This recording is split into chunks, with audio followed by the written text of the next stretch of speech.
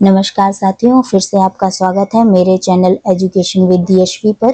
तो जैसा कि हमने पिछली वीडियो में जो बात की थी वो थे हमारे प्री इंडिपेंडेंस कमीशंस में यूनिवर्सिटी के लिए क्या कहा गया।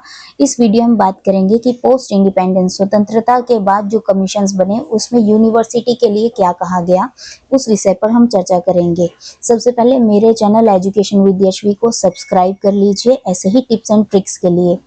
आज की जो हमारी ट्रिक है साथियों वो है आज़ादी के बाद राधा और मुदालियर कोठारी में गए, वहां उन्होंने नया ज्ञान प्राप्त किया।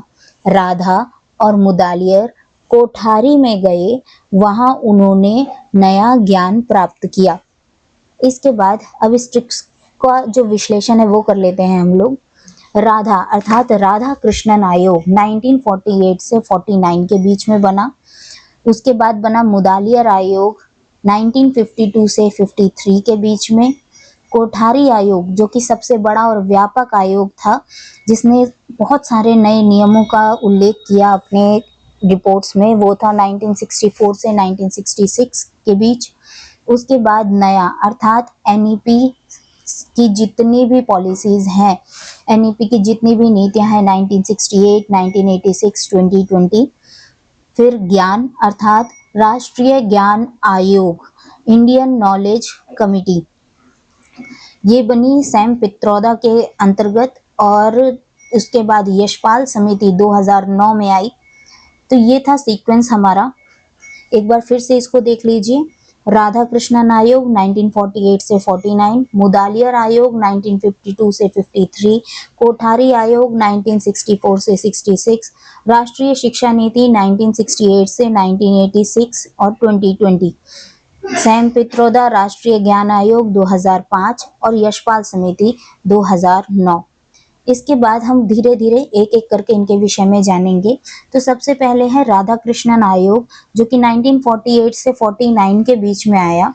और इसने कहा, ये सबसे पहला आयोग था और इन्होंने यूनिवर्सिटी के लिए यूजीसी के गठन की बात मुख्य रूप से कही। विश्वविद्यालय अनुदान आयोग की स्थापना की बात कही, जो बाद में 1956 में एक कानूनी और संवैधानिक संस्थान बना। उसके बाद बात करते हैं मुदालियर आयोग की, जिसे माध्यमिक शिक्षा आयोग भी कहा जाता है। यह आया 1952 से 53 के बीच। तो ये मुख्य रूप से तो बना माध्यमिक शिक्षा के लिए था, लेकिन इनका कहना था कि विश्वविद्यालय के शिक्षा के स्तर को अच्छा सुदृढ़ बनाने के लिए, उसमें सुधार करने के लिए माध्यमिक शिक्षा अर्थात सेकेंडरी एजुकेशन को मजबूत करना बहुत ही ज्यादा आवश्यक है। उसके बाद आता है कोठारी आयोग, जिसे राष्ट्रीय शिक्षा आयोग भी कहा गया। ये आया 1964 से 66 के बीच। ये सबसे बड़ा और व्यापक आयोग था, जैसे कि हमने पहले भी बात की। और इसका प्रसिद्ध नारा था कि भारत के भाग्य का निर्माण उसकी कक्षाओं में हो रहा है।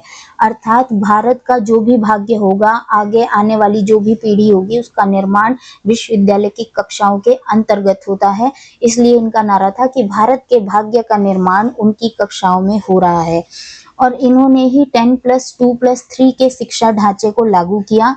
और सबसे पहले इन्होंने सबसे मुख्य जो बात करी कि जीडीपी का 6% शिक्षा एजुकेशन पर खर्च करने की जो बात कही थी, वो कोठारी आयोग ने कही थी। ये बात याद रखिएगा, इससे प्रश्न बन जाता है कि जीडीपी का 6% शिक्षा पर खर्च हो। ये बात किस आयोग ने कही थी? कोठारी आयोग अर्थात राष्ट्रीय शिक्षा आयोग ने।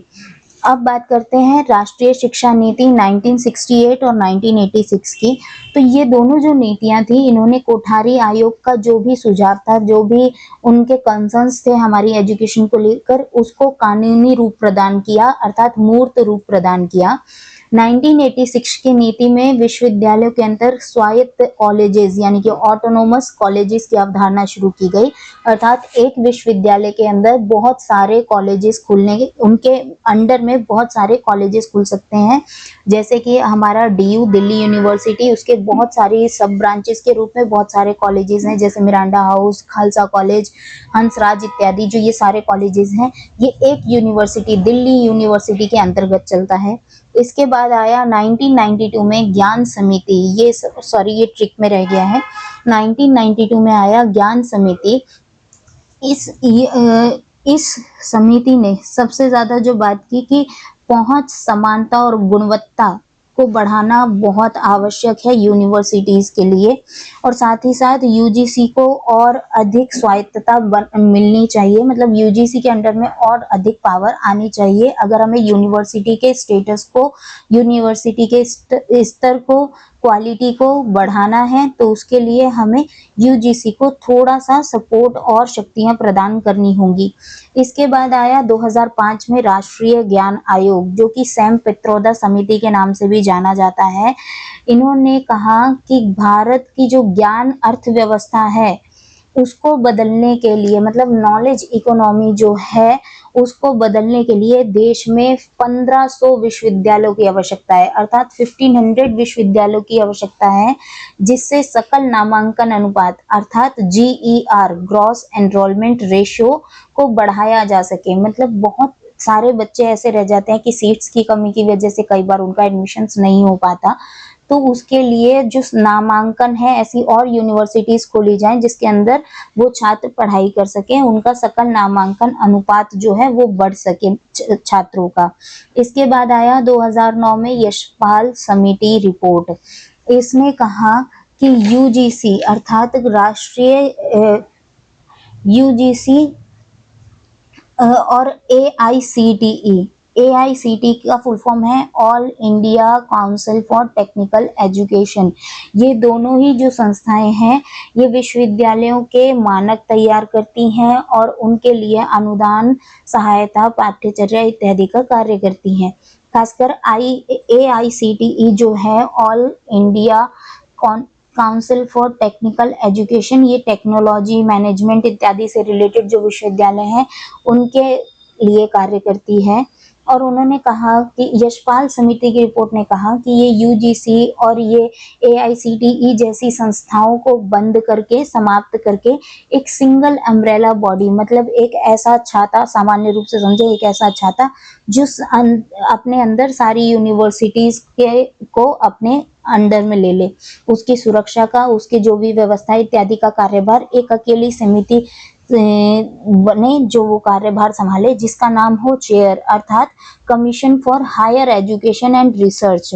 उन्होंने विश्वविद्यालय को बिना दीवारों वाला इंटरडिसिप्लिनरी, अंतर विषयक बनाने की वकालत की कि जो बहुत सारे सब्जेक्ट्स हैं तो छात्र के ऊपर ये प्रेशर ना हो कि उसे, अगर यदि उसने आर्ट्स ली है तो वो मैथ्स या साइंस के अदर सब्जेक्ट्स में से कोई और ऑप्ट नहीं कर सकता। उन्होंने कहा मल्टी डिसिप्लिनरी, मतलब जो एक आर्ट्स वाला छात्र है वो अदर सब्जेक्ट्स को भी पढ़ सकता है, साइंस वाला है वो अदर फील्ड के सब्जेक्ट्स को भी अपने साथ एडिशनल में ले सकता है। तो उन्होंने ये वकालत की कि बिना दीवारों वाला बने, मतलब ये बाध्यता हटा दी जाए छात्रों के ऊपर से।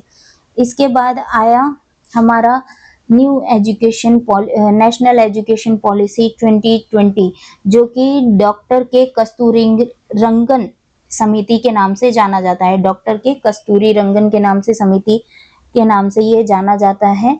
और इन्होंने यशपाल समिति के विचारों को आगे बढ़ाया और इसके तहत उच्च शिक्षा, higher education council of India, भारतीय उच्च शिक्षा परिषद बनाने का निर्णय लिया गया, जो कि सिंगल स्ट्रीम जैसे सिर्फ आर्ट्स या सिर्फ साइंस वाले कॉलेज खत्म हो और जो बहुविषयक है, मल्टी डिसिप्लिनरी की जो यशपाल समिति में बात की गई थी, उस मल्टी डिसिप्लिनरी को लागू करने का कार्य एनईपी 2020 ने किया।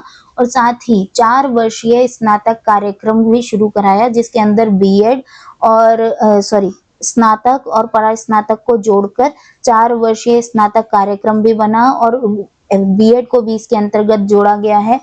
और ये मल्टीपल एंट्री एग्जिट, मतलब एक यूनिवर्सिटी में पढ़ते वक्त यदि कोई समस्या आ जाती है तो छात्र अपने घर में किसी अन्य राज्य में किसी और यूनिवर्सिटी में एडमिशन ले सकता है, उसको ड्रॉप आउट नहीं लेना पड़ेगा, उसकी शिक्षा सामान्य रूप से चलती जाएगी, उसके क्रेडिट स्कोर यहाँ से वहाँ ट्रांसफर कर दिए जाएंगे, जिससे कि बीच में पढ़ाई छोड़ने या और दोबारा शुरू करने में कोई भी कठिनाई छात्र को ना आए।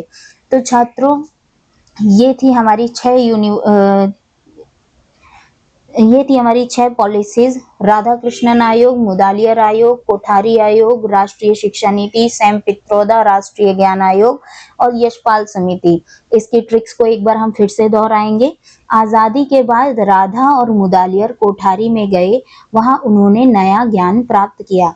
एक बार फिर से, आज़ादी के बाद राधा और मुदालियर कोठारी में गए, वहां उन्होंने नया ज्ञान प्राप्त किया। तो साथियों, ये थी आप सभी के लिए मेरी एक छोटी सी सहभागिता। और जो लोग भी अभी तक मेरे चैनल को, जिन लोगों ने सब्सक्राइब नहीं किया है, प्लीज़ सब्सक्राइब कर लीजिए। इसके आगे और भी बहुत सारी टिप्स और ट्रिक्स के साथ हम यूजीसी नेट इत्यादि एग्जाम्स की प्रिपरेशन करेंगे। आप सभी का बहुत बहुत धन्यवाद।